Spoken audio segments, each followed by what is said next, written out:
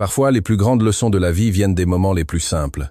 Une humble gamelle, une cafétéria pleine de jugements, et un jeune homme qui gardait un secret capable de tout changer. Voici l'histoire de Raphaël et du jour où la vérité a éclaté d'une manière que personne n'aurait jamais imaginée. Il était midi lorsque Raphaël poussa la porte vitrée de la cafétéria des Chantiers de l'Aube. L'ambiance était spacieuse, moderne, avec des tables en bois clair stratégiquement réparties et de grandes fenêtres qui laissaient la lumière naturelle inonder chaque recoin. Le brouhaha des conversations se mêlait au tintement des couverts et à l'arôme des différentes cuisines qui flottaient dans l'air. Raphaël tenait sa besace thermique usée, du genre simple que l'on achète dans n'importe quel supermarché du coin. Il portait une chemise de ville qui avait connu des jours meilleurs et un pantalon qui, bien que propre et bien repassé, trahissait son âge. Ses chaussures étaient pratiques, sans marque, sans éclat. Rien en lui n'attirait l'attention. Et c'est exactement ce qu'il préférait. En marchant vers les tables du fond, ses yeux parcoururent la pièce. Comme toujours, la cafétéria était divisée en territoires invisibles, mais clairs pour qui observait. D'un côté, les cadres supérieurs et les chefs de projet, avec leurs gamelles de restaurants chics ou leurs plats sophistiqués livrés par des applications. De l'autre, les assistants et employés avec leurs repas plus modestes. Raphaël choisit une table isolée près de la fenêtre, loin du mouvement principal. Il s'assit, ouvrit sa besace thermique et en sortit sa gamelle en plastique. En soulevant le couvercle, de la vapeur s'éleva, révélant du riz blanc, des lentilles maison, un œuf au plat et une petite salade de tomates et de laitue. Simple, honnête, exactement comme sa grand-mère le préparait. Pendant un bref instant, il ferma les yeux et put presque sentir l'odeur de sa cuisine, entendre sa voix douce fredonner pendant qu'elle préparait chaque repas avec tendresse. Cela faisait seulement quelques mois qu'elle était partie, et chaque gamelle que Raphaël préparait en suivant ses recettes était une façon de la maintenir vivante dans sa mémoire. Les amis, regardez ça !» La voix stridente coupa l'ambiance comme une lame. Raphaël leva les yeux et vit Valentine se lever de sa table, à quelques mètres devant lui. Elle portait des vêtements visiblement chers, un maquillage impeccable et un sac à main qui coûtait plus de 3 salaires d'un employé moyen. À ses côtés, Diane avait déjà sorti son téléphone, un sourire malicieux se formant sur ses lèvres parfaitement peintes. « Qu'est-ce qu'il y a ?» demanda Diane, ajustant l'angle de son téléphone. Valentine pointa directement Raphaël, sans aucune gêne. « Il y a quelqu'un ici qui mange de la nourriture de gamelle. Regardez cette gamelle. » Elle rit bruyamment, et le son résonna dans la cafétéria. Des conversations s'arrêtèrent, des têtes commencèrent à tourner. Raphaël sentit le poids de dizaines de regards sur lui, mais garda une expression neutre, continuant à manger en silence. Diane filmait déjà, zoomant. « Ça va faire un carton pour mes stories, Val », murmura-t-elle assez fort pour que d'autres entendent. « Regarde la scène, cafétéria d'entreprise de luxe et le gars mange quoi? Du riz, des lentilles et un œuf. » Sérieusement? Valentine s'approcha davantage, d'autres employés s'écartant automatiquement. Elle avait cette présence, cette autorité construite sur les apparences et les hiérarchies artificielles. « Excuse ma curiosité, Raphaël », dit-elle en prononçant son nom avec un ton exagéré de fausse gentillesse. « Mais n'avez-vous pas honte d'apporter cette nourriture ici? L'odeur imprègne toute la pièce. » Raphaël mâcha lentement, avala, puis leva les yeux pour la regarder. Sa voix était calme, basse, contrôlée. « C'est de la cuisine maison, je n'y vois rien de mal. » Diane rit en secouant la tête, tout en continuant à filmer. « Mon cher, le problème n'est pas que ce soit fait maison, le problème est que c'est, d'un autre niveau, vous savez? Il y a des gens ici qui ont des standards. On commande des livraisons de bons restaurants, vous comprenez? » Valentine croisa les bras, visiblement amusée. « C'est vrai. Je veux dire, imaginez arriver ici et devoir sentir l'odeur du sauté et des lentilles. C'est le truc, eh bien, de ceux qui n'ont pas d'autre option, n'est-ce pas? » Plus d'employés commencèrent à se joindre au cercle, certains riant nerveusement, d'autres observant en silence. Personne ne défendit Raphaël, personne ne bougea. La peur d'être associé à lui, de devenir la prochaine cible, était palpable. Raphaël sentit ses mains trembler légèrement, non de colère, mais d'une douleur profonde. Cette nourriture n'était pas seulement de la nourriture, c'était un souvenir, c'était de l'amour, c'était tout ce qui restait d'une femme qui avait tout sacrifié pour lui. « Vous avez fini ?» demanda-t-il, sa voix toujours sereine. « Ah, il parle !» Diane rit, tournant son téléphone pour le filmer de face. « Dis-nous pour les stories, Raphaël, combien tu gagnes? Parce que ce n'est clairement pas suffisant pour une livraison décente. » Valentine posa la main sur l'épaule de Diane, riant. « Les amis, arrêtez, vous allez me faire mourir de rire !» Elle prit le téléphone de Diane et encadra Raphaël en gros plan. « Attends, laisse-moi poster ça. Pauvre, tu travailles avec des gens sans aucune tenue ?» Elle tapa rapidement, ajoutant des émojis de dégoût, puis appuya sur Publier. En quelques secondes, la story était en ligne, visible pour ses milliers d'abonnés, y compris des dizaines de collègues qui commencèrent immédiatement à réagir, à partager, à rire. Raphaël ferma lentement sa gamelle, rangea tout dans sa besace thermique. Il se leva avec dignité, même en sentant le poids écrasant de l'humiliation sur ses épaules. En marchant vers la sortie, il entendit les rires continuer derrière lui, entendit les commentaires malveillants, entendit le son des notifications exploser sur les téléphones autour, mais il ne regarda pas en arrière. Près des portes, une silhouette petite et discrète nettoyait une table avec des mouvements lents et précautionneux. Martine avait travaillé dans cette entreprise plus longtemps que la plupart des cadres. Elle voyait tout, entendait tout, mais parlait rarement. Quand Raphaël passa devant elle, Martine arrêta ce qu'elle faisait et toucha légèrement son bras. « Votre grand-père serait fier de la façon dont vous gérez ça, mon garçon », murmura-t-elle, sa voix rauque, mais pleine de sagesse. Raphaël s'arrêta brusquement, tourna son visage vers elle, les yeux écarquillés de surprise. Personne ici ne savait pour son grand-père. Personne ne savait rien de sa vraie vie. Comment vous savez pour lui » commença-t-il, la voix défaillante. Martine se contenta de sourire, un sourire énigmatique qui portait des décennies de secrets gardés. Elle lui tapota doucement le bras et retourna à son nettoyage, comme si elle n'avait rien dit d'extraordinaire. Raphaël resta là, immobile, pendant quelques secondes, assimilant ces mots. Puis il respira profondément et sortit de la cafétéria. Au fond de la salle, Valentine et Diane étaient absorbées par leur téléphone, répondant aux messages, comptant les réactions, se délectant de l'attention que la vidéo générait. « On a déjà 3000 vues !» s'exclama Diane. « Ça va faire un buzz incroyable, c'est du bon contenu !» répondit Valentine sans même lever les yeux de l'écran. Elles ne remarquèrent pas quand Martine passa près d'elle, poussant son chariot de nettoyage, et ne l'entendirent certainement pas quand elle murmura doucement, presque pour elle-même, « L'orgueil précède toujours la chute, toujours !» La cafétéria retrouva progressivement son cours normal. Les conversations reprirent, de nouveaux plats furent ouverts. La vie continua comme si rien d'important ne s'était passé, mais quelque chose avait changé. Un engrenage invisible avait été enclenché, et personne ici n'avait la moindre idée du tremblement de terre qui allait ébranler cet endroit. Personne ne savait qui était Raphaël. Pas encore. L'après-midi, au chantier de l'Aube, se déroula comme n'importe quel autre, mais quelque chose de différent planait dans l'air. Dans les couloirs, dans les ascenseurs, dans les salles de réunion, le même sujet dominait les conversations. Les téléphones étaient levés, les écrans partagés, les rires résonnaient. La vidéo de Valentine s'était propagée comme une traînée de poudre. Raphaël retourna à son poste de travail au 3e étage, une table discrète dans un coin du bureau d'études. Autour de lui, d'autres assistants et dessinateurs techniques travaillaient sur leurs ordinateurs, mais il pouvait sentir les regards furtifs, les chuchotements étouffés. « C'est pas lui, là » murmura une voix derrière lui. « Une petite gamelle » répondit une autre voix, suivie d'un rire contenu. Raphaël inspira profondément et ouvrit son projet sur l'ordinateur. Des plans architecturaux complexes remplirent l'écran.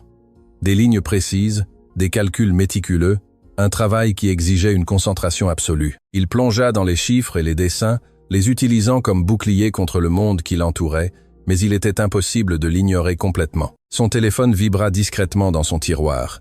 Il l'ignora. Il vibra encore et encore. Des messages de numéros inconnus commencèrent à arriver. Des personnes qui, d'une manière ou d'une autre, avaient réussi à obtenir son contact via des groupes d'entreprises. Une notification apparut dans le coin de l'écran de l'ordinateur. Un collègue l'avait tagué dans un groupe de messagerie interne. Contre son meilleur jugement, Raphaël cliqua. Le groupe comptait plus de 50 employés, et là, il y avait la vidéo partagée par Diane avec une légende encore plus cruelle. Quand tu travailles avec des gens qui ne connaissent pas un bon restaurant. Les commentaires en dessous étaient un mélange de rires, d'émojis moqueurs et de quelques silences éloquents de ceux qui n'avaient pas le courage de s'opposer publiquement. Raphaël ferma la fenêtre. Ses mains, habituellement si fermes pour dessiner, tremblaient légèrement sur le clavier. « Raphaël !» Il leva les yeux. Patricia, la responsable des ressources humaines, était à côté de son bureau, une expression neutre sur le visage qui ne pouvait cacher un certain malaise. « Pouvez-vous m'accompagner à mon bureau, s'il vous plaît ?» demanda-t-elle. Sa voix trop professionnelle, trop distante. Raphaël se leva en silence et la suivit dans les couloirs. Chaque pas semblait plus lourd. Il savait ce qui allait arriver. Le bureau de Patricia était petit, fonctionnel, avec des affiches de motivation sur les murs qui parlaient de travail d'équipe et de respect mutuel. L'ironie ne lui échappa pas. « Asseyez-vous », dit-elle en désignant la chaise devant son bureau. Raphaël obéit. Patricia s'installa de l'autre côté, joignit ses doigts et soupira. « Écoutez, Raphaël, j'ai vu la vidéo. Toute l'entreprise l'a vu. Eh bien, elle fit une pause, choisissant ses mots avec soin. « Je dois vous faire comprendre que nous vivons dans un environnement corporatif délicat. »« Délicate » répéta Raphaël sans émotion. « Oui.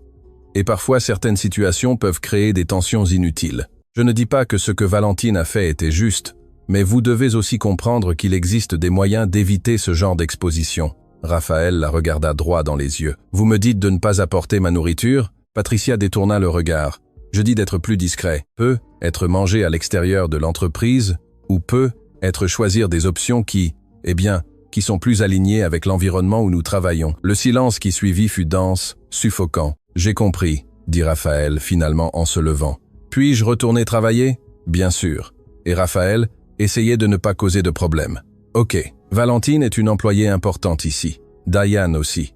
Elles ont des connexions. » Raphaël hocha la tête une fois et quitta la pièce, fermant doucement la porte derrière lui. Dans le couloir, il s'appuya un instant contre le mur, fermant les yeux.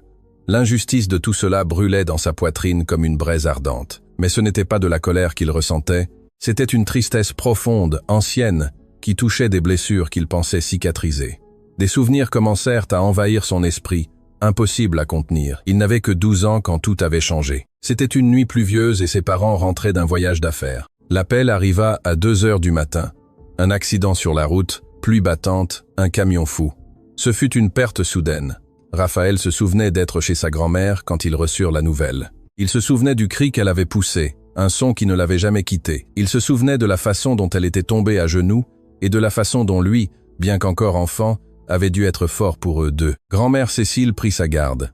Elle vivait dans une maison simple, travaillait comme couturière et avait très peu à offrir en termes matériels. Mais ce qu'elle avait en abondance, c'était l'amour. Chaque matin, elle se levait tôt pour lui préparer son petit déjeuner avant l'école. Chaque soir, peu importe à quel point elle était fatiguée, elle s'asseyait à table pour l'aider avec ses devoirs. Et toujours, elle préparait des gamelles pour qu'il emporte. « Raphaël, mon amour », disait-elle souvent, ajustant le couvercle de la gamelle avec soin. « Peu importe ce que les autres ont, peu importe ce qu'ils disent, cette nourriture est faite avec amour, et l'amour vaut plus que tout l'argent du monde. » Elle lui avait appris à cuisiner, lui transmettant chaque recette avec patience.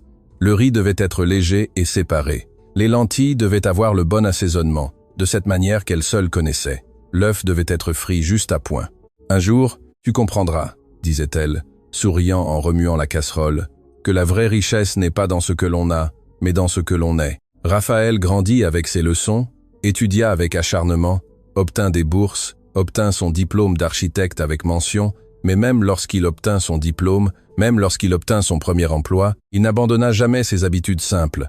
La gamelle était plus que de la nourriture, c'était un lien avec elle, c'était une promesse silencieuse qu'il n'oublierait jamais d'où il venait. Il y a seulement quelques mois, elle était partie. Raphaël lui avait tenu la main jusqu'à son dernier soupir, et la dernière chose qu'elle avait dite fut « Reste toi-même, mon garçon, reste bon.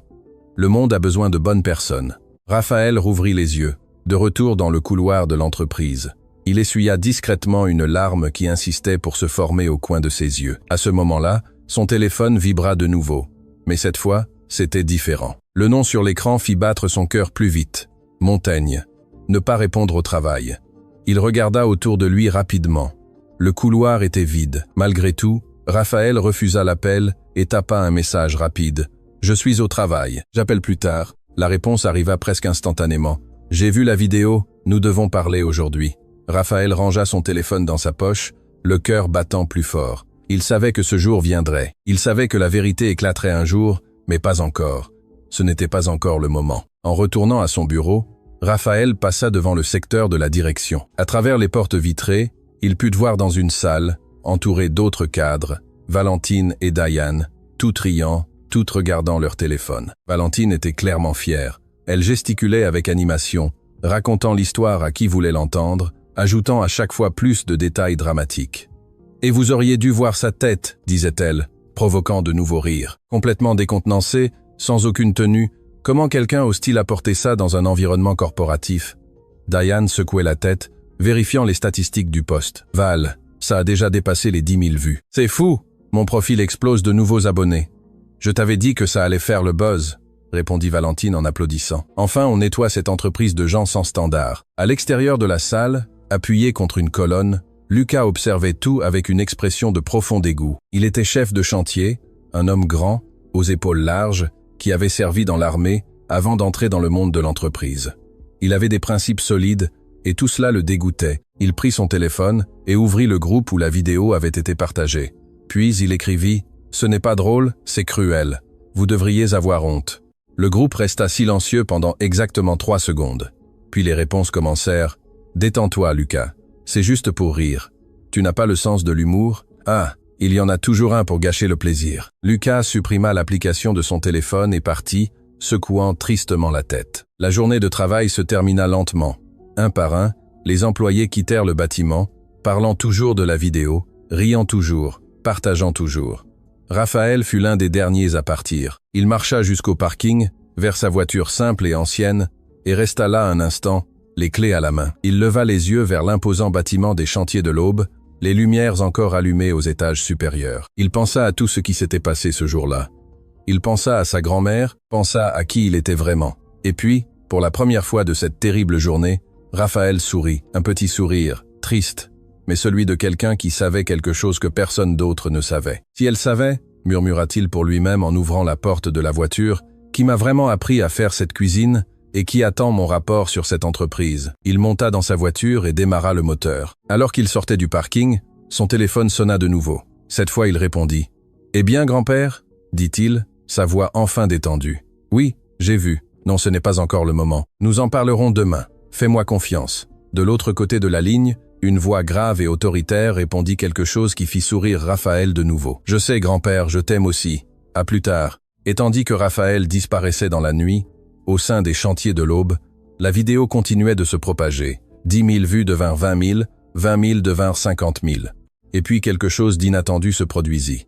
La vidéo atteignit quelqu'un en dehors de l'entreprise, un portail d'information locale, un journaliste qui luttait contre les injustices corporatives. Le titre fut mis en ligne à 20 et 1 heure, une vidéo d'humiliation devient virale et soulève le débat sur la discrimination en milieu de travail. Lorsque Valentine vit la nouvelle, à 22 heures, son sourire disparut instantanément et, pour la première fois depuis ce midi fatidique, elle eut peur. La nuit était tombée sur la ville lorsque Raphaël gara sa voiture devant les grilles imposantes d'une propriété qui semblait tout droit sortie d'un magazine d'architecture. De hauts murs entouraient le terrain, des caméras de sécurité discrètement positionnées à chaque coin et un système d'interphone qui semblait plus sophistiqué que celui de nombreuses banques. Il appuya sur le bouton et n'attendit que 3 secondes avant que la voix grave et familière ne réponde. « Entrez, Raphaël !» Les grilles s'ouvrirent silencieusement, révélant un chemin de pierre qui serpentait à travers des jardins méticuleusement entretenus. Le manoir au fond était discret dans sa grandeur, sans ostentation, mais chaque détail criait qualité et bon goût.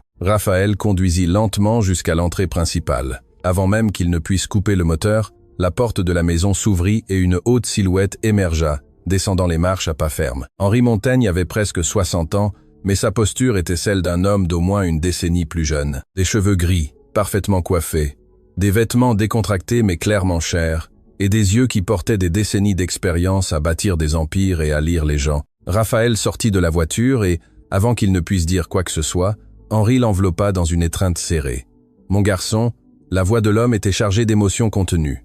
J'ai vu cette maudite vidéo.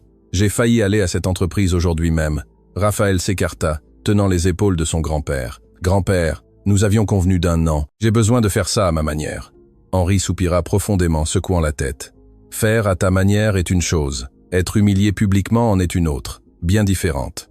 Entre, nous devons parler. » Le salon était vaste, avec un haut plafond et des fenêtres du sol au plafond.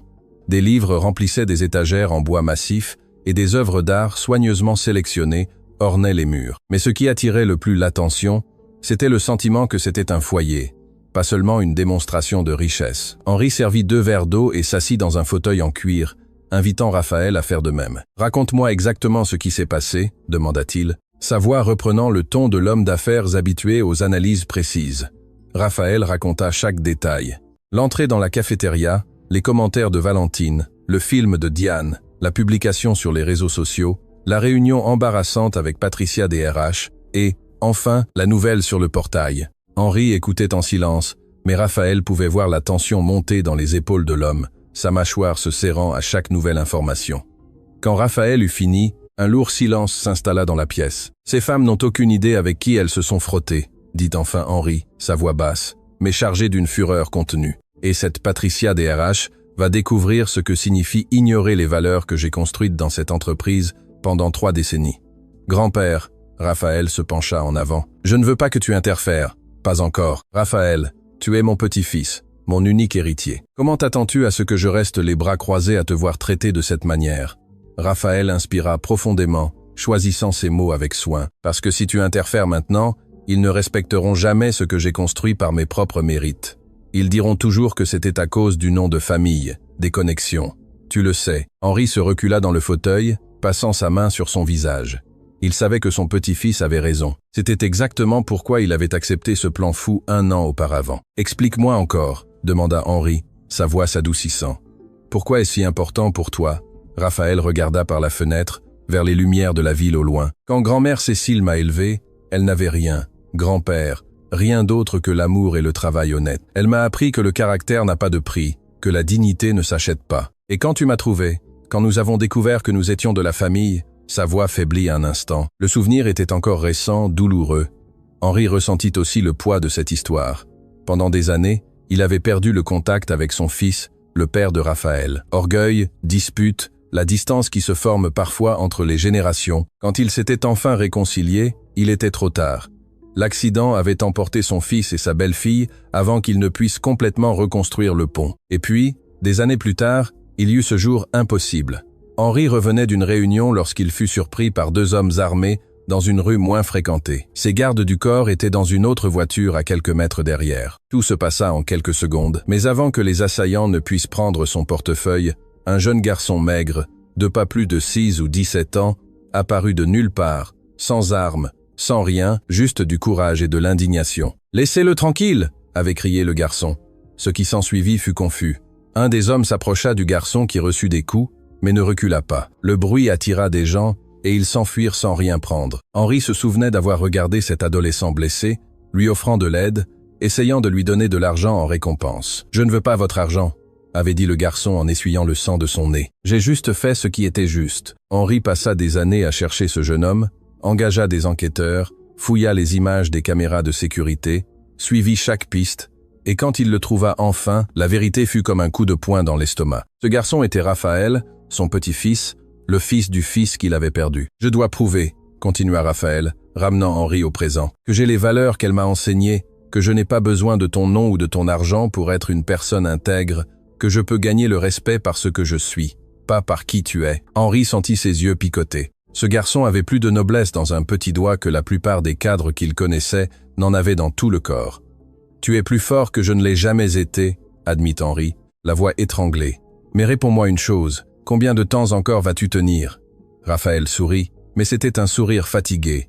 L'accord était d'1 an. 10 mois se sont écoulés, il n'en reste que 2. Et pendant ces 2 mois, tu as évalué l'entreprise de l'intérieur, compléta Henri. Exactement, observant qui a du caractère, qui traite bien les employés des niveaux inférieurs, qui travaille vraiment contre qui fait juste semblant. Mon rapport décidera de beaucoup de choses quand je prendrai la relève. Henri se leva et marcha jusqu'à une fenêtre, regardant le jardin sombre à l'extérieur. Et ces 2-là, Valentine et Diane, qu'est-ce que tu veux faire d'elles? Raphaël resta silencieux un long moment. Je n'ai pas encore décidé, mais demain, quand tu viendras pour la réunion. Attends. Henri se retourna brusquement. Quelle réunion? Raphaël leva les sourcils. Tu n'as pas organisé une réunion extraordinaire à l'entreprise demain? Non.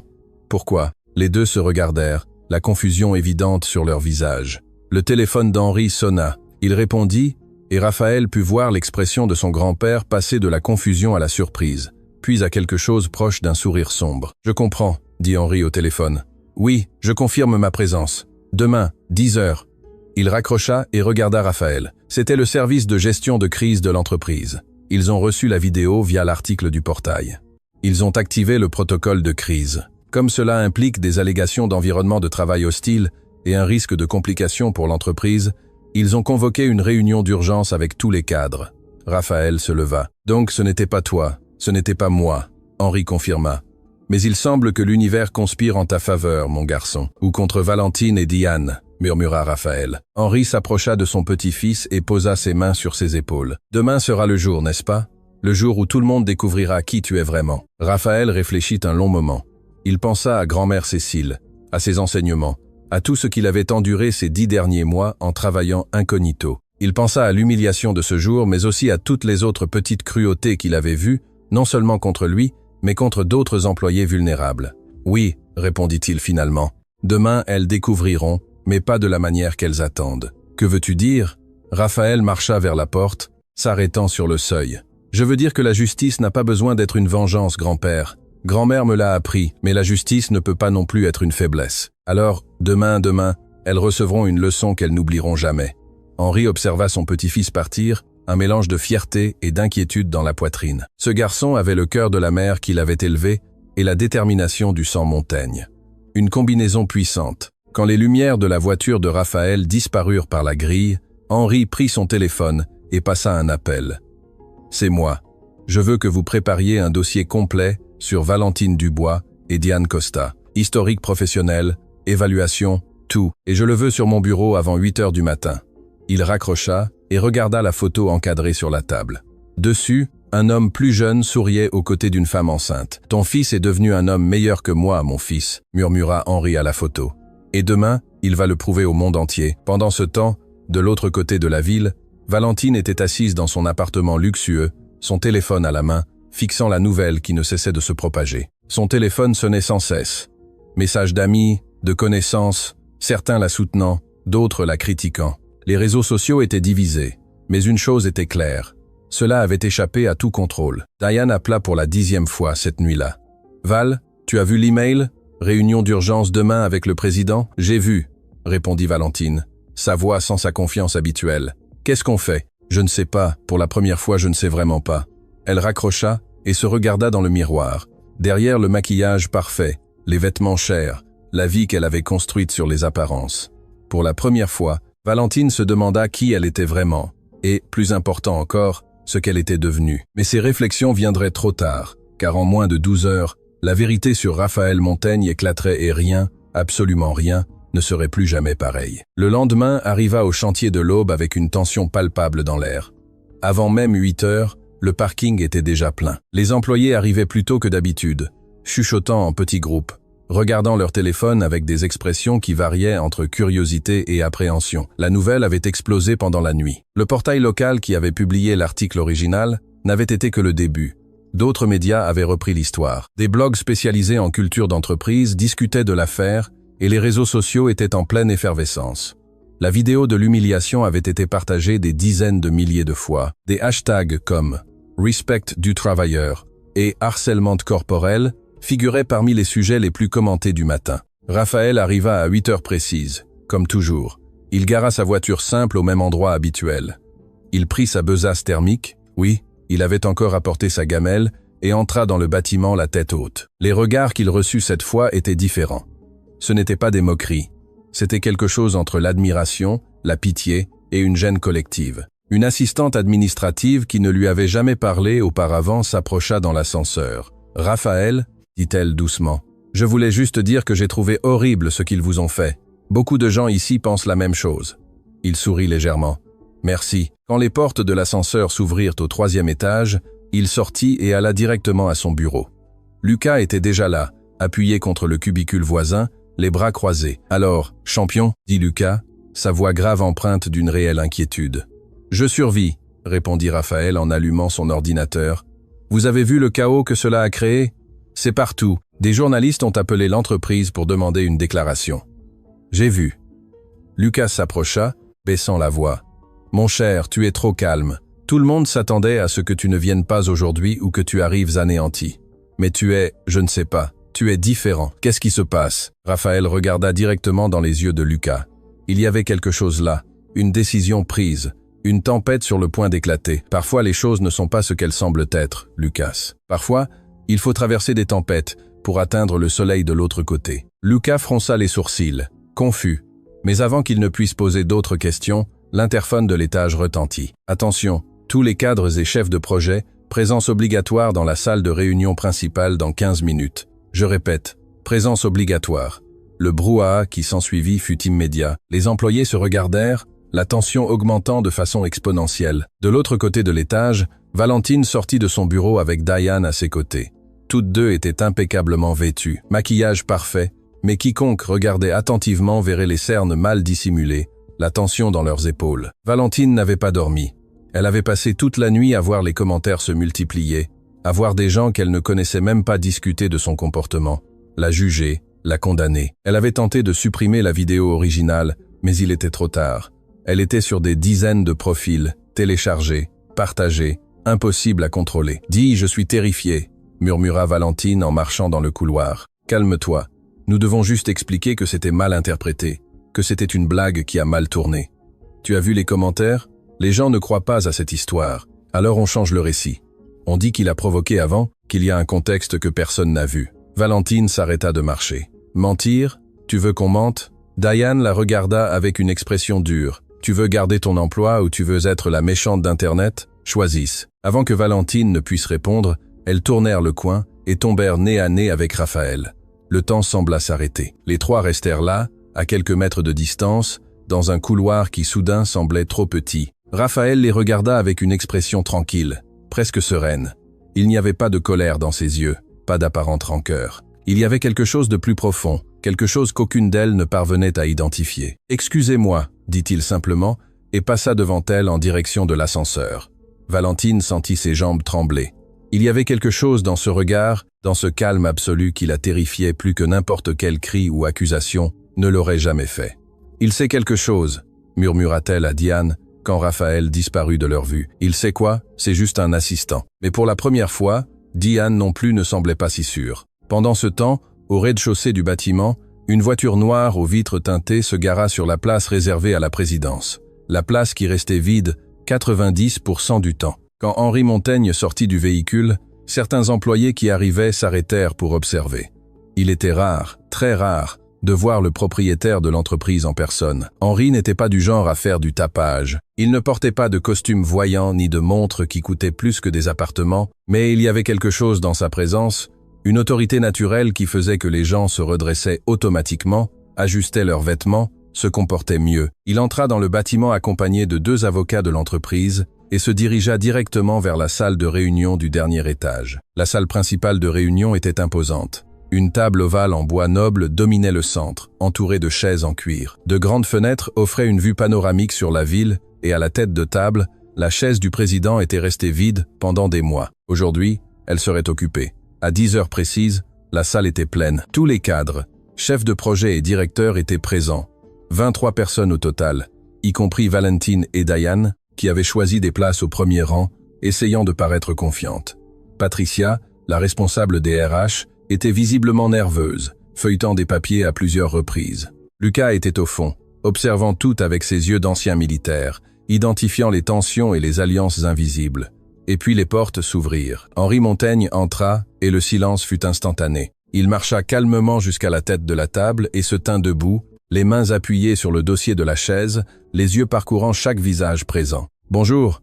Sa voix était ferme, contrôlée. « Je vous remercie tous de votre présence à cette réunion extraordinaire. » Il fit une pause, laissant le poids de ses mots remplir la pièce. « Je suis venu personnellement aujourd'hui car je dois aborder un sujet qui va bien au-delà des chiffres, des contrats ou des projets. Je suis venu parler de quelque chose de fondamental, le caractère des personnes qui travaillent dans cette entreprise. » Valentine sentit son estomac se nouer. « Beaucoup d'entre vous ont déjà vu une vidéo qui est devenue virale ces dernières heures, » continua Henri, sa voix prenant une froideur cinglante. « Une vidéo qui montre exactement le genre de comportement que je n'aurais jamais, en 30 ans de construction de cette entreprise, imaginé qu'il se produirait sous mon toit. » Il prit une télécommande et l'énorme écran au mur s'alluma.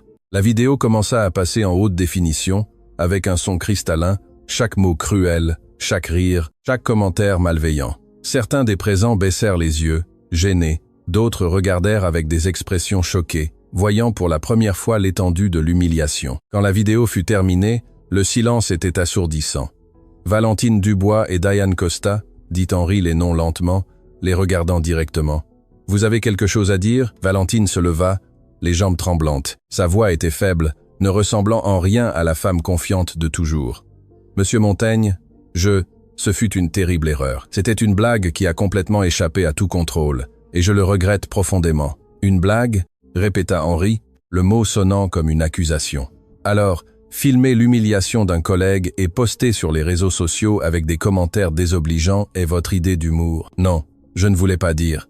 J'ai eu tort, complètement tort. Diane se leva également. « Monsieur Montaigne, nous n'avons pas pensé aux conséquences, mais nous promettons que cela ne se reproduira plus jamais. S'il vous plaît, donnez-nous une chance de réparer cela. » Henri les observa en silence pendant un long moment. Puis, étonnamment, son visage s'adoucit légèrement. « Vous aurez votre chance, dit-il, mais ce ne sera pas de la manière que vous attendez. » Il marcha lentement autour de la table.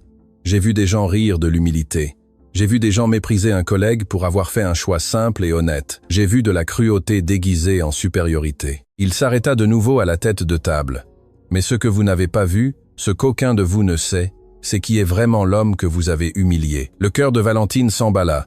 Diane pâlit. « Je veux que vous rencontriez quelqu'un, » dit Henri, sa voix prenant un ton différent, quelque chose entre la fierté et l'émotion contenue. « Raphaël, pouvez-vous entrer, s'il vous plaît ?» Toutes les têtes se tournèrent vers la porte. Raphaël entra, mais il y avait quelque chose de différent en lui. Il n'était plus courbé, essayant de passer inaperçu. Il entra avec une posture droite, des pas fermes, une présence que personne n'avait remarquée auparavant, car il l'avait délibérément cachée.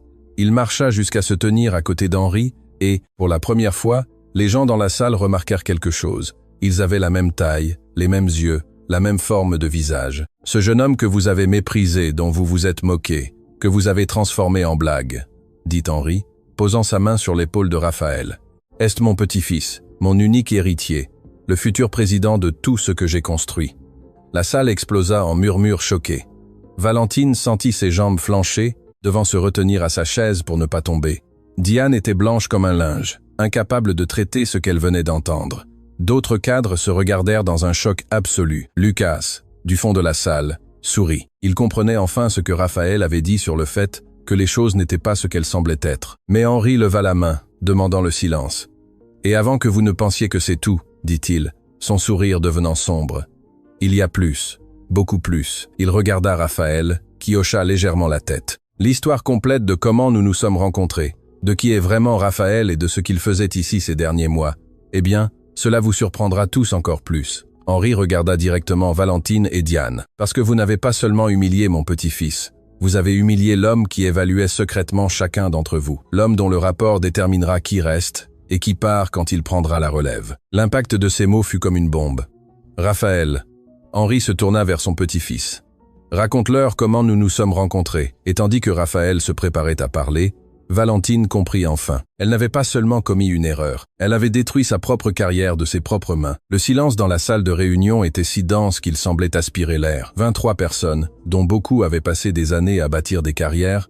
faisaient face à la réalité que tout ce qu'elles pensaient savoir était faux. Raphaël resta à côté d'Henri, et, pour la première fois en 10 mois, il n'y avait rien de soumis dans sa posture. Il se tenait debout, les épaules droites, avec la présence de quelqu'un qui a toujours su exactement qui il était, mais a choisi de se cacher. « Laissez-moi vous raconter comment tout a commencé, » dit Raphaël, sa voix calme, mais portant une autorité que personne n'avait perçue auparavant. Valentine était pratiquement fondue dans sa chaise, le visage pâle, les mains tremblant visiblement. Diane, à ses côtés, ressemblait à une statue de sel figée par le choc. Raphaël marcha lentement autour de la table, ses yeux parcourant chaque visage. J'avais 17 ans. Je rentrais de l'école, portant des livres empruntés à la bibliothèque, parce que je n'avais pas d'argent pour acheter les miens. C'était la fin de l'après-midi, et la rue était presque vide.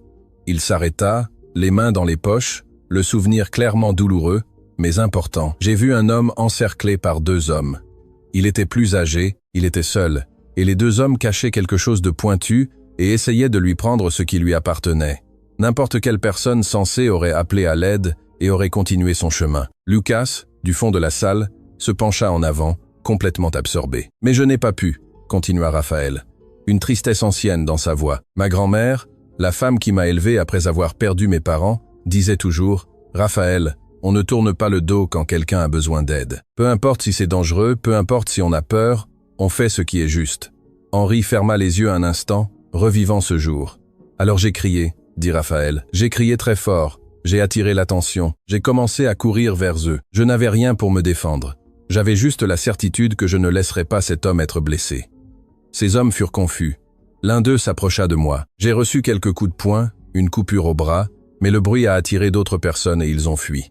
La salle était hypnotisée. Même ceux qui connaissaient déjà une partie de l'histoire étaient suspendus à chaque mot. Quand j'ai aidé l'homme à se relever, il a essayé de me donner de l'argent, beaucoup d'argent, mais j'ai refusé, non pas parce que je n'en avais pas besoin, et j'en avais vraiment besoin, mais parce que ma grand-mère ne m'a pas élevé pour faire le bien en attendant une récompense. Henri ouvrit les yeux et il y avait des larmes. J'ai dit à l'homme, « Monsieur, vous allez bien? Voulez-vous que j'appelle quelqu'un » Il a dit non, il m'a remercié et je suis parti.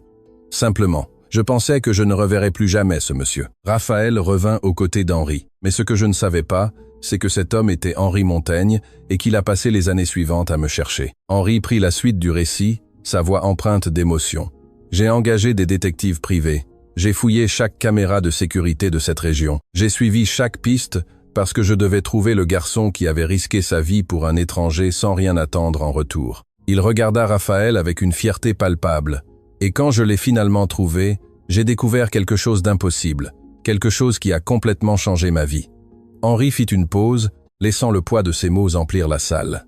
J'ai découvert qu'il était mon petit-fils, le fils de mon fils avec qui j'avais perdu contact des années auparavant par orgueil et entêtement, le petit-fils que je n'avais jamais connu parce que j'étais trop occupé à construire un empire. Certaines personnes dans la salle avaient les larmes aux yeux. Maintenant, l'histoire était dévastatrice dans sa simplicité et sa vérité. Raphaël ne savait pas que j'existais, continua Henri. Il a été élevé par sa grand-mère maternelle, une femme extraordinaire qui, avec très peu, a enseigné à ce garçon plus de caractère que beaucoup n'apprennent toute une vie. Raphaël respira profondément avant de continuer. Quand mon grand-père m'a trouvé, quand nous avons découvert notre lien, il m'a tout offert. Une position dans l'entreprise, de l'argent, du pouvoir. Mais j'ai refusé, murmura-t-il. Des murmures de surprise parcoururent la salle. J'ai refusé parce que ma grand-mère venait de décéder et ses derniers mots furent « Reste toi-même, mon garçon, reste bon ». Et je savais que si j'acceptais tout simplement sans prouver ma valeur, sans travailler par mes propres mérites, je ne serais pas fidèle à la personne qu'elle m'avait aidé à devenir. Henri posa sa main sur l'épaule de son petit-fils. Alors, nous avons fait un accord. Raphaël travaillerait dans l'entreprise pendant 1 an, incognito, comme un employé ordinaire. Il évaluerait la culture de l'entreprise, observerait qui travaillait vraiment avec intégrité, qui traitait bien tous les niveaux d'employés, qui avait les valeurs que j'ai toujours voulues, mais que je n'ai pas toujours pu garantir.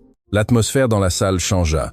Maintenant, ce n'était plus seulement du choc, c'était de la terreur pure pour certains, de l'admiration pour d'autres. Pendant 10 mois, dit Raphaël, sa voix prenant une fermeté cinglante. J'ai tout observé. J'ai vu qui aidait les collègues en difficulté. J'ai vu qui traitait l'équipe de nettoyage avec respect. J'ai vu qui restait tard pour aider les autres à respecter les délais. Il regarda directement Lucas, et j'ai vu qui avait le courage de défendre quelqu'un même quand c'était impopulaire de le faire. Lucas hocha légèrement la tête, ému. Mais j'ai aussi vu le contraire, continua Raphaël, regardant maintenant Valentine et Diane. J'ai vu de la cruauté déguisée en humour. J'ai vu des gens être humiliés pour des choix personnels.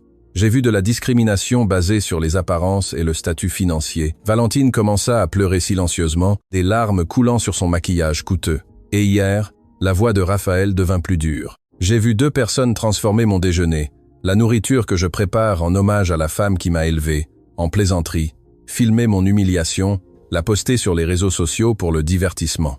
Henri fit un pas en avant. Et c'est à ce moment-là que le test de Raphaël est aussi devenu votre test. Parce que la façon dont nous traitons les gens quand nous pensons qu'il n'y a pas de conséquences, cela révèle qui nous sommes vraiment. C'est alors que quelque chose d'inattendu se produisit.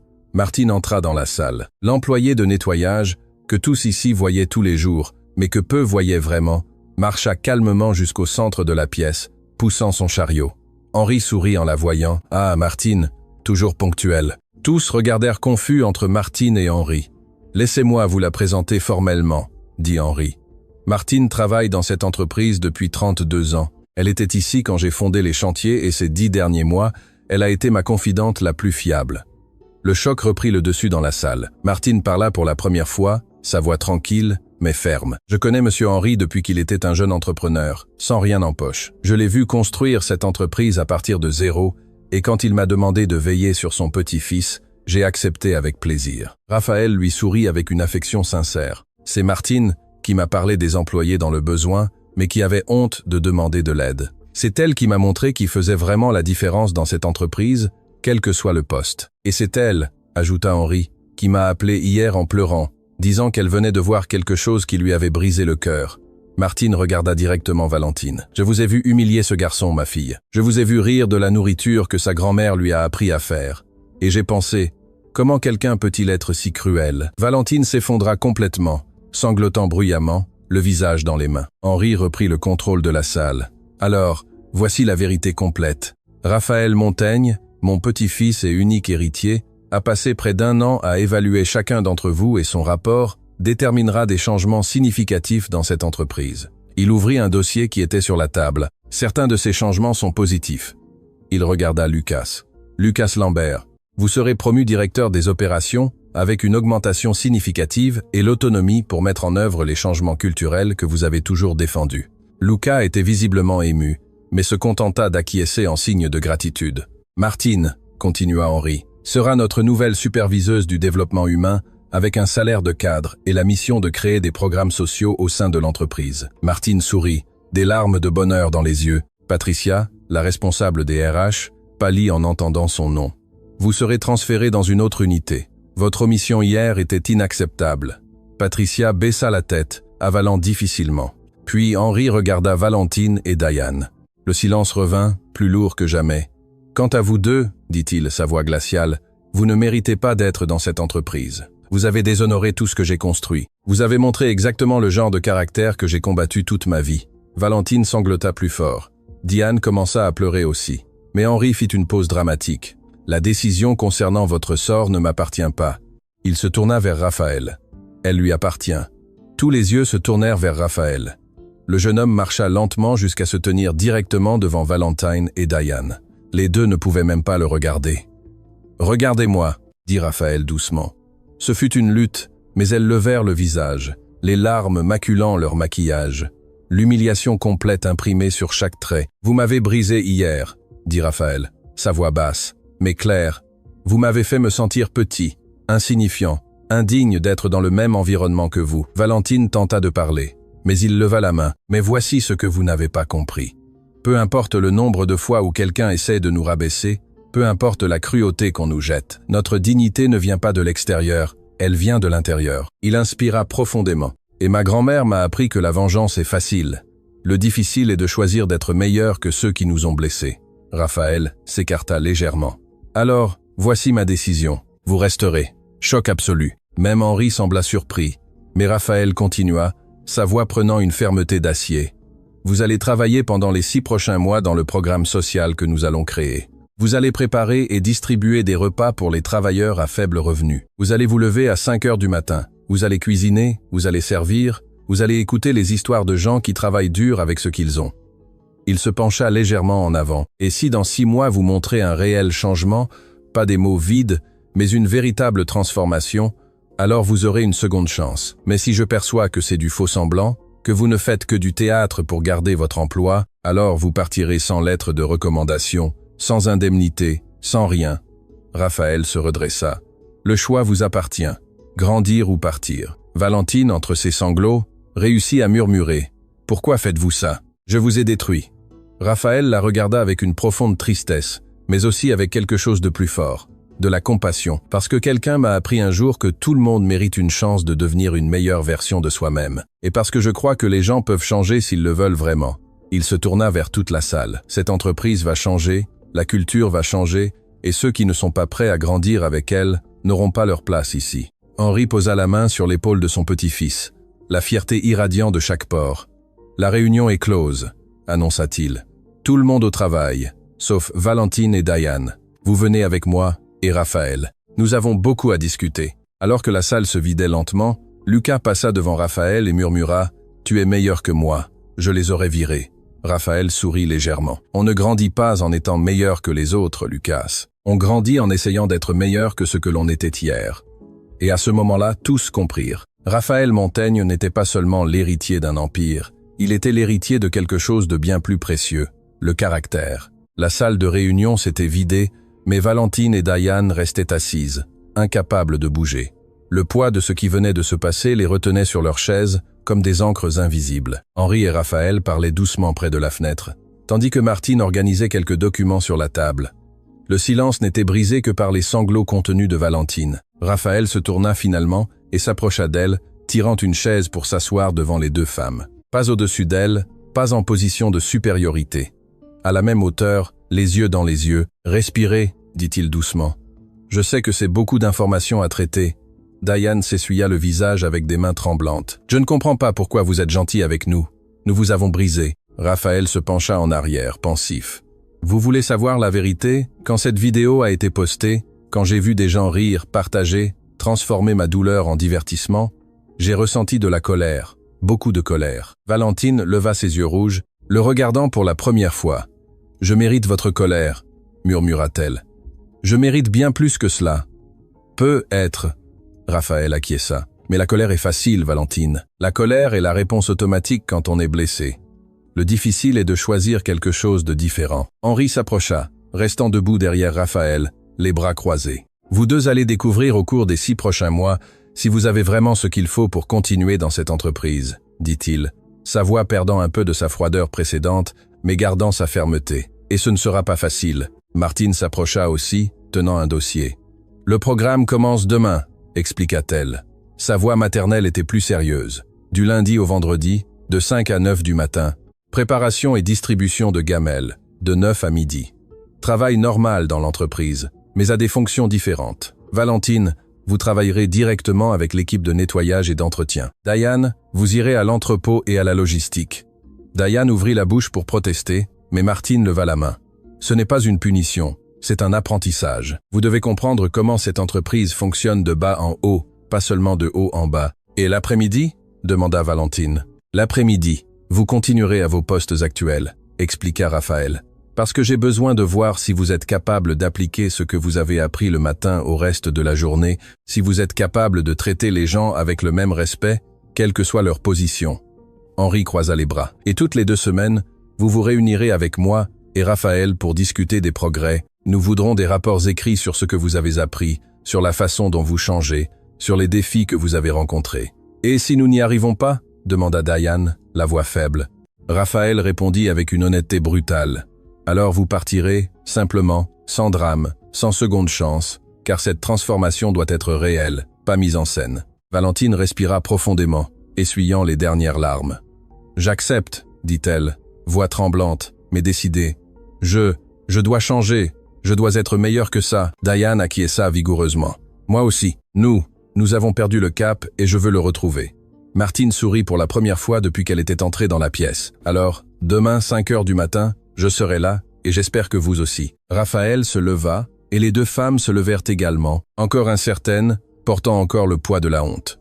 Une dernière chose, dit Raphaël, les arrêtant avant qu'elles ne partent. Cette décision de vous donner une seconde chance n'était pas seulement ma générosité. Elles le regardèrent, confuses. C'était aussi parce que ma grand-mère disait toujours « Raphaël, quand tu auras le pouvoir de détruire quelqu'un, mais que tu choisiras de construire à la place, tu découvriras que le vrai pouvoir n'est pas de faire tomber, il est de relever. » Il fit une pause, laissant ces mots pénétrer. « Alors vous n'êtes pas ici par charité. Vous êtes ici parce que je crois que tout le monde a le potentiel d'être meilleur. Mais c'est à vous de le prouver, pas à moi, à vous-même. » Valentine et Diane quittèrent la salle en silence, portant le poids d'une chance qu'elles ne méritaient pas, mais qu'elles étaient désespérées d'honorer. Quand la porte se referma, Henri soupira profondément. « Tu es sûr de ça, Raphaël ? Elles t'ont profondément blessé. » Raphaël marcha jusqu'à la fenêtre, regardant la ville en contrebas. « J'en suis sûr, parce que si je les avais simplement détruites, je serais comme elles, utilisant le pouvoir pour blesser. Et grand-mère ne m'a pas élevé ainsi. »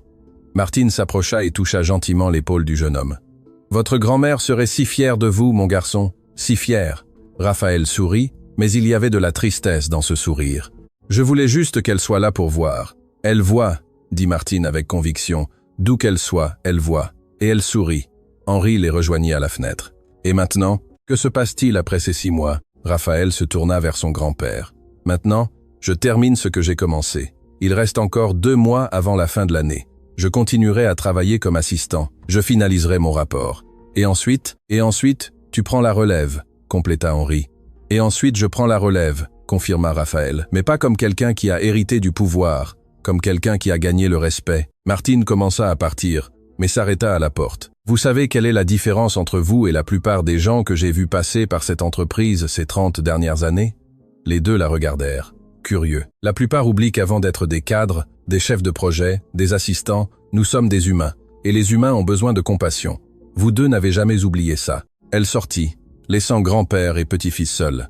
Henri regarda Raphaël et, pour la première fois depuis longtemps, se permit d'être vulnérable. « J'ai tellement gâché de temps, confessa-t-il, tellement de temps à construire des choses et à oublier les gens.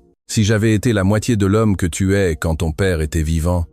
Raphaël serra son grand-père dans ses bras. Le passé, on ne peut pas le changer, grand-père, mais l'avenir est encore ouvert, et nous avons la chance de construire quelque chose de différent ensemble. Henri rendit l'étreinte, des larmes s'échappant finalement. Ta grand-mère Cécile t'a sauvé, et tu m'as sauvé 2 fois.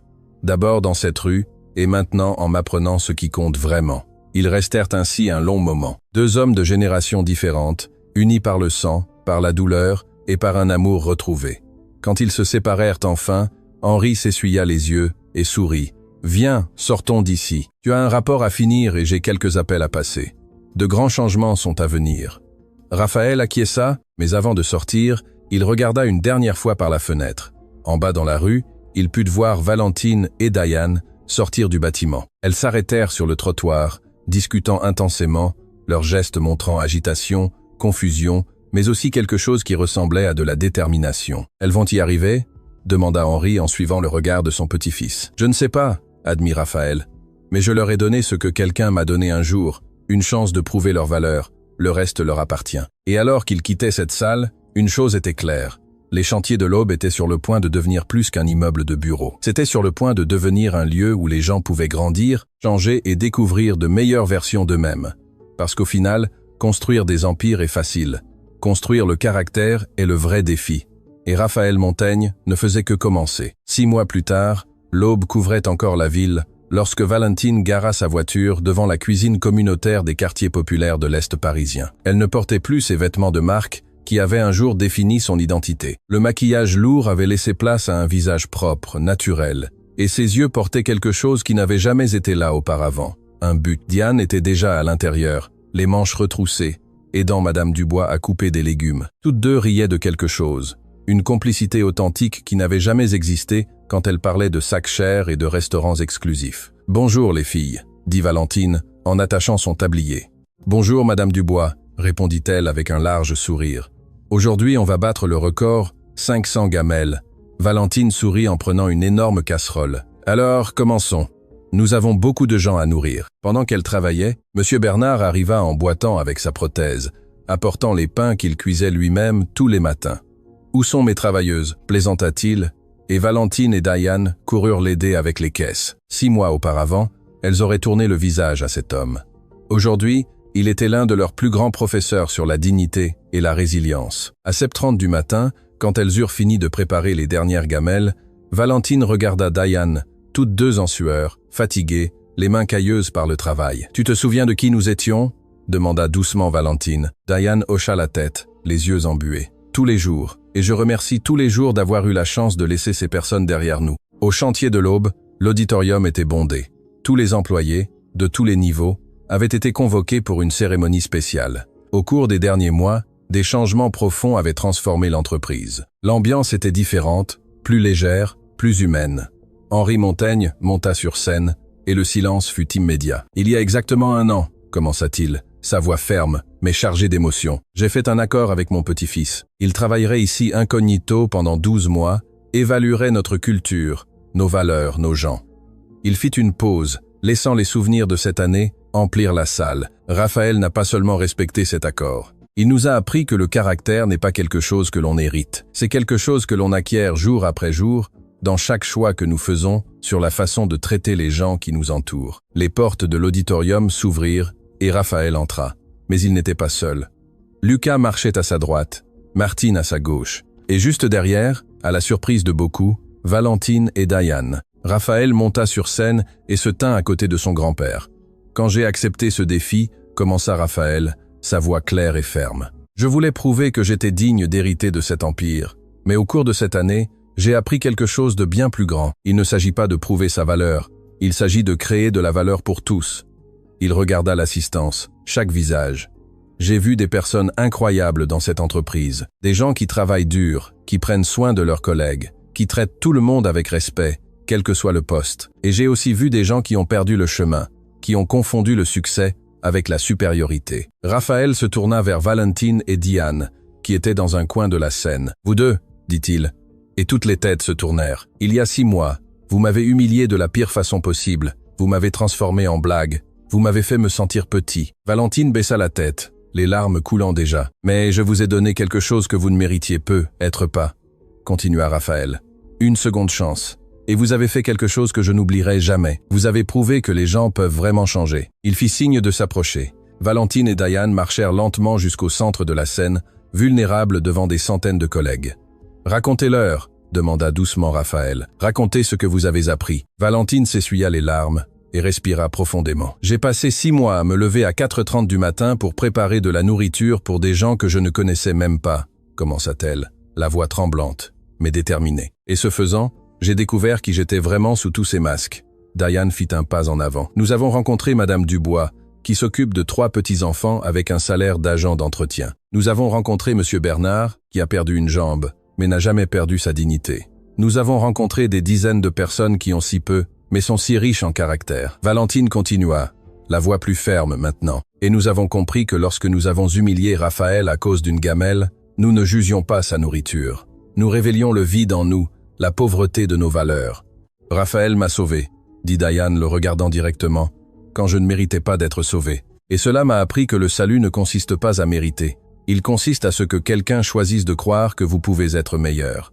Le silence dans l'auditorium était absolu. De nombreux employés avaient les larmes aux yeux. Henri posa la main sur l'épaule de Raphaël. C'est pourquoi aujourd'hui, Raphaël Montaigne prend officiellement ses fonctions de vice-président exécutif de cette entreprise, et c'est pourquoi dans les prochaines années, il en prendra entièrement la direction. Les applaudissements éclatèrent, sincères, émus. Mais avant de clore, dit Raphaël en levant la main, il y a une personne que je dois honorer, quelqu'un qui n'est pas ici, mais dont je ressens la présence chaque jour. Il sortit de sa poche une vieille photo, légèrement jaunie. Ma grand-mère Cécile, la femme qui m'a élevé avec presque rien, mais m'a tout donné. Elle m'a appris que l'amour ne se mesure pas à ce que l'on donne, mais à la façon dont on donne, que la nourriture préparée avec tendresse nourrit plus que l'estomac et que la vraie richesse consiste à élever les gens, pas à les abattre. L'émotion dans sa voix était palpable. Chaque gamelle que je prépare, chaque décision que je prends, chaque fois que je choisis la compassion au lieu de la vengeance, je le fais pour elle, parce qu'elle m'a appris que c'est cela que signifie être vraiment riche. Il leva les yeux au plafond un instant, comme s'il pouvait voir à travers. Grand-mère, j'espère t'avoir rendu fière. Il n'y avait pas un œil sec dans la salle. Plus tard, au cimetière, le soleil se couchait déjà lorsque Raphaël s'agenouilla devant la simple, mais bien entretenue, pierre tombale. Cécile Marie Dupont, qui a aimé sans mesure et donné sans attendre. Il ouvrit une gamelle, la même recette faite de ses propres mains, et la déposa doucement sur l'herbe. « Salut, grand-mère », commença-t-il, la voix étranglée. « Désolé de ne pas être venu plus tôt. J'étais occupé à faire tout ce que tu m'as appris. » Henri était à quelques mètres derrière, respectant le moment, mais assez proche pour entendre. « Ces 2 femmes qui m'ont humilié, je leur ai pardonné, et elles ont changé, grand-mère. Elles ont vraiment changé. Maintenant, elles aident des centaines de personnes, exactement comme tu le faisais. » Il essuya les larmes qui coulaient librement. « Et mon grand-père, monsieur Henri, il m'a trouvé, et nous avons découvert que nous sommes de la famille. Je ne te l'ai pas dit parce que je voulais que ce soit une surprise, mais je suppose que tu le savais déjà. N'est-ce pas? Tu as toujours tout su. » Raphaël sortit de sa poche une enveloppe jaunie. C'était une lettre qu'il avait trouvée parmi les affaires de sa grand-mère avec son nom écrit à la main sur le devant. « J'ai trouvé ça hier, » dit-il, la voix brisée. « Tu l'as écrite avant de partir. » Avec des mains tremblantes, il l'ouvrit et la lut à voix haute. « Mon Raphaël, mon enfant bien-aimé, si tu lis ceci, c'est que j'ai atteint la fin de mon voyage. Ne sois pas triste. J'ai eu une belle vie parce que je t'ai eu. Je veux que tu saches que j'ai toujours su que tu étais destiné à de grandes choses. Non par l'argent ou le pouvoir, mais pour avoir un cœur aussi grand que le monde. J'ai appris de ta mère, ma chère fille, que le plus grand héritage que nous laissons ne sont pas des choses. Ce sont des valeurs, ce sont des choix, ce sont les vies que nous touchons. Alors, ma dernière demande est simple. Continue d'être une lumière. Quand tu trouveras de l'obscurité chez quelqu'un, n'éteins pas ta lumière. Utilise-la pour éclairer le chemin du retour. Les gamelles que je t'ai faites toutes ces années étaient plus que de la nourriture, mon fils. C'était de l'amour sous forme de riz et de lentilles. C'était des câlins que tu pouvais emporter dans ta poche. C'était des rappels que, peu importe où la vie te mène, tu auras toujours un foyer. Et maintenant, où que je sois, je continuerai d'être ton foyer. Je continuerai de te regarder. Je continuerai de t'aimer. Sois bon, mon garçon, non pas parce que c'est facile, mais parce que c'est juste. Avec tout l'amour qui existe, ta grand-mère Cécile. Raphaël plia la lettre contre sa poitrine et pleura. Il pleura pour tout ce qu'il avait perdu, pour tout ce qu'il avait gagné, pour chaque leçon douloureuse et chaque victoire remportée. Henri s'approcha et s'agenouilla à côté de son petit-fils, posant sa main sur son épaule. « Elle serait si fière de toi, mon garçon, si fière. »« Je sais, » murmura Raphaël. « Il sent. » Les deux restèrent là en silence tandis que le soleil finissait de se coucher, teintant le ciel de doré. Une semaine plus tard, la cafétéria des Chantiers de l'Aube était pleine, comme toujours à midi. Mais quelque chose était différent. Il n'y avait plus de division invisible. Les cadres s'asseyaient à côté des assistants. Les directeurs partageaient la table avec le personnel de nettoyage. Raphaël entra avec sa gamelle, la même que toujours. Mais maintenant, il n'était pas seul. Valentine et Diane apportaient aussi des gamelles, tout comme Lucas et Martine, et des dizaines d'autres employés qui avaient appris que la simplicité n'est pas une honte, c'est un choix. « Puis-je m'asseoir » demanda Valentine en s'arrêtant à côté de la table de Raphaël. Il sourit largement. « Il y a toujours de la place. » Elle s'assit. Diane suivit. Puis Lucas et Martine. Une table pleine de gens qui, un an auparavant, n'auraient jamais partagé un repas. « Vous savez, » dit Valentine, en regardant sa gamelle, « c'est la meilleure nourriture que j'ai jamais mangée de ma vie. Non pas parce que c'est gourmet, mais parce que c'est fait avec un but. » Diane acquiesça. « Et parce que nous avons enfin compris que la valeur d'un repas ne réside pas dans son prix, mais dans la personne avec qui on le partage. » Raphaël leva sa gamelle dans un toast improvisé. « À grand-mère Cécile, pour m'avoir appris qu'on n'a pas besoin de tout avoir pour donner le meilleur de soi-même. » Tous levèrent leur gamelle. « À grand-mère Cécile. » Et tandis qu'ils mangeaient ensemble, riant, conversant, étant simplement humains, Raphaël regarda par la fenêtre et sourit. Parce que là, dans cette cafétéria, à cette table, parmi des personnes qui avaient appris à choisir le caractère plutôt que le statut, il comprenait enfin ce que sa grand-mère avait toujours voulu dire. La vraie richesse ne réside pas dans les choses que nous accumulons. Elle est dans les personnes que nous aidons à grandir, dans les cœurs que nous touchons, dans les vies que nous changeons, en choisissant la bonté, quand la colère serait plus facile. Raphaël Montaigne avait hérité d'un empire. Mais plus important encore, il avait hérité d'un héritage d'amour. Et cet héritage, il le transmettait maintenant, une gamelle à la fois.